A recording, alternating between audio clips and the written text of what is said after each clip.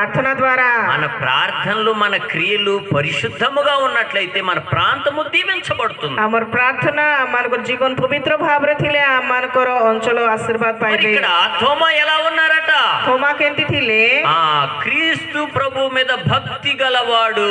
ପ୍ରଭୁଙ୍କର ଉପରେ ତାଙ୍କର ଭକ୍ତି ଥିଲା।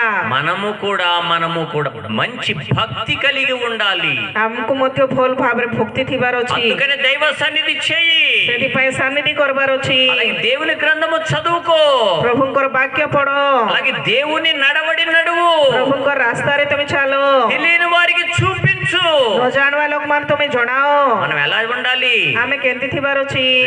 నువ్వు ఇలా ఉండు అని గతం కూడా సుమా, ତମେ ଏମିତି ଥାଅ ବୋଲି କରି ସେମାନଙ୍କୁ ଧମକ ଦେବାର ନାହିଁ।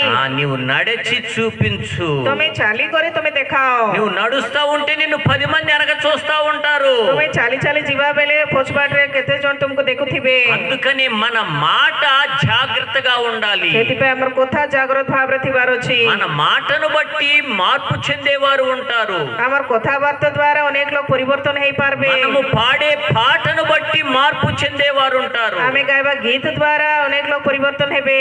అలాగే మనము నడిచిన నడవడిని బట్టి మార్పు చెందేవారు ఉంటారు। ଆମେ ଚାଲବା ଚାଳିଚଳନ ଅନୁସାରେ ଅନେକ ଲୋକ ପରିବର୍ତ୍ତନ ହେବେ। నీవు నేను ఎవరిమైనా ఈ లోకములో ఉన్న మనిషి ఇతరులకు ఉపయోగకరముగా ఉండాలి గాని ఆపదకరముగా ఉండుట దీవెనకరము కాదు।